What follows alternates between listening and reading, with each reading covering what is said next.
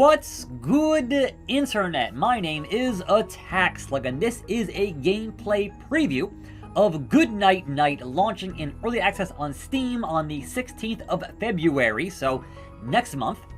Right now there should be a demo available on Steam itself. Let's continue and kind of show off what is in this game. It is an action RPG with some procedural elements, and man, there are a lot of interlocking systems to behold. So let's just kind of start playing, and then as I'm playing, I'll try to explain things as I get into it. Bedrock. I've gotten up to the second world here, stage 4 of Bedrock. So as you explore this dungeon, the rooms themselves will be different, right? But it is not, I repeat, not a roguelike. And honestly, there are a bunch of ways to play the game that can change depending on what you have equipped on your character. So right now this is bad. These snakes, they shoot fire. I don't want to deal with them if I can help it. Like, I played games like this a lot on this channel. This is not one of those. Also, it is very deliberate in the combat. You can see I have a chop, I have stamina, I have a dash, I have a run, and I also have sneak. And sneak will be important here depending on what you have equipped in your inventory and that kind of thing. But dodging is very important in very much a Dark Souls style. And there is stealth because you can sneak. So a lot of interlocking systems are happening. And you can see, much like Basing Stoke or Teleglitch, you only have so much. I'm on fire. You only have what is in your immediate vision, right? So if you can't see it, then you can't see it. And you can still hear it perhaps, but you can't see it. And yes, any enemy you defeat at the end of a room, you'll get that zoom in slow motion so you know, and also it will change in the music. That's important. But collecting any items like this red and the green and the blue, we'll get into that here in a second, but we're gonna hopefully sneak through and properly dispose of these enemies. There are enemies that hide in bushes, and that's kind of a problem. Now you have a block here. Block is important. You have a parry. So they're kind of going for that whole Dark Souls vibe, which I can appreciate. But personally, I'm finding the general movement to be a little bit not quite what I want it to be, but perhaps that's just me kind of still getting used to it and how it handles. And certainly learning the enemy patterns is important, because those zombies will grab you, and you don't want them to grab you because then you're going to eat your health up, and that's a problem. So you want to dodge out of the way in time and not get hit by that. So get your chop in and then back up. So you'll find boons and items and perks and all kinds of things. Now, what's interesting to me is that because this is a linear experience, your gear will gain experience. And when your gear gains experience, it means it is less heavy and you can carry more of it.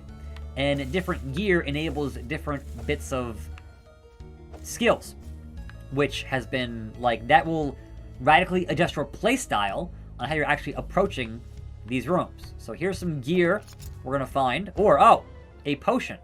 My first potion for stamina. Temp increase of your maximum stamina. So I can put it on my items and spend provisions to recharge that stuff. So again, I'm only about an hour in here, so they're still kind of learning what's going on with this game. But, you know, there's some stuff in here. Like, from what I've seen in this first hour, there is some stuff for sure. But yes, you can see the enemy, the little arrow there. That's, alright, where are they looking? And if you're sneaking properly, you can totally get the jump and the drop on your enemies. So that's been, like, not just the usual roguelike business, which has been interesting. But he saw me, or he's seeing me, and I botched that entirely. Now you have a lock-on. Lock-on is important. Or it can be important, and sometimes totally screw you. So being cautious with, chicken! I'm gonna die here if I'm not careful. See, I'm locked onto the wrong thing. I'm not sure how to change your lock-on.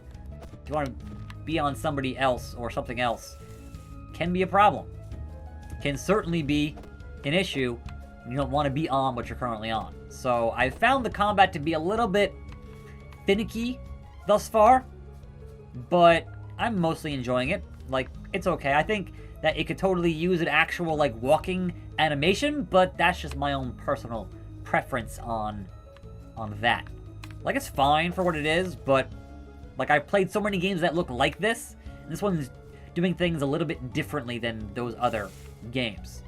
And certainly a whole host of things to find that I haven't even uncovered just yet. But so far, my health is not doing great. Here, I can now activate, and now this is a checkpoint for this floor. So I can, all right, I've made it this far.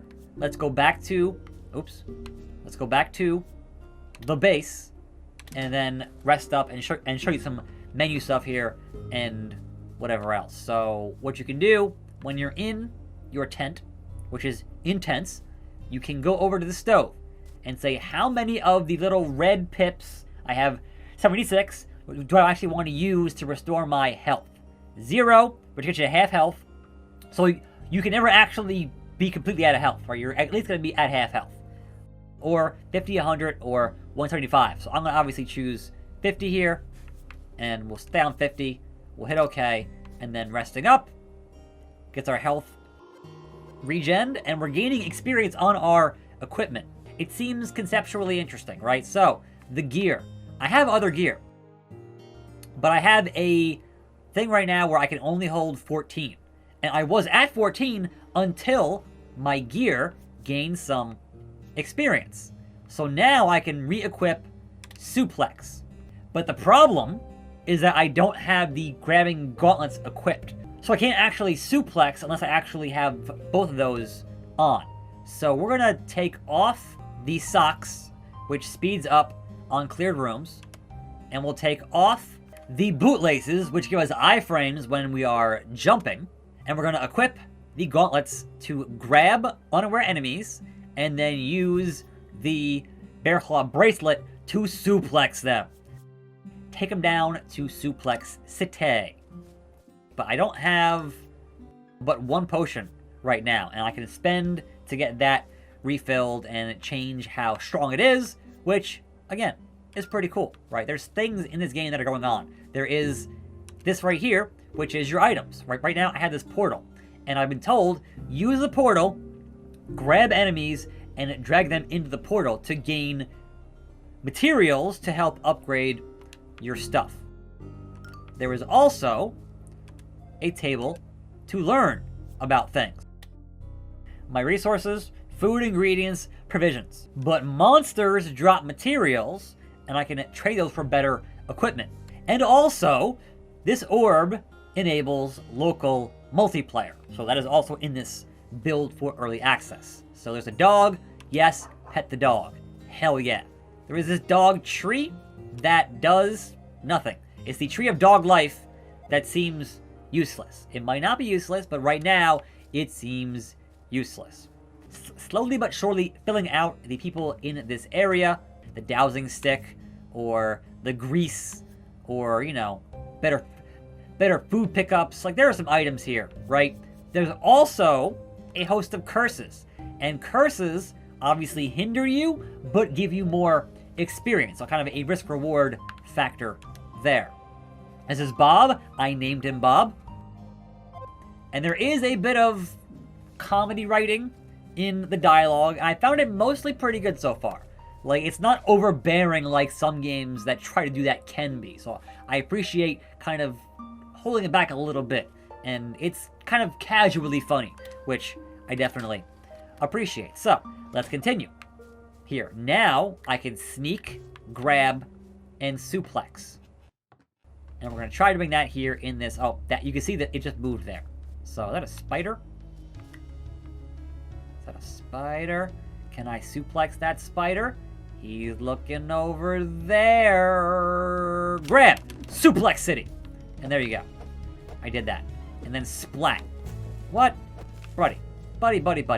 So yeah, the lock-on can occasionally be tricky and or annoying, and I'm still just kind of getting my mind around how that works. And it's been a little bit, it's a learning curve to be sure. So I have not tried the portals yet. So I'm gonna try casting this portal. I don't know how to cast things. How do I cast? There it is. So, how do I grab? Can he only be unaware to grab him? That might be the case. Like, can you only do it by sneaking? Because that's gonna be very tricky. Oh, like that. I'm spotted, and now this thing is gonna want to fight me. So, and oh, okay, sure. He's now just rock solid. Can I grab that? Can I push you into that with a shield? Nope. That's gonna hurt me. Okay, well that sucks. Anyhow, moving on. Who's right here? Who's right here? The chicken. Dodge the chicken. Do not choke the chicken.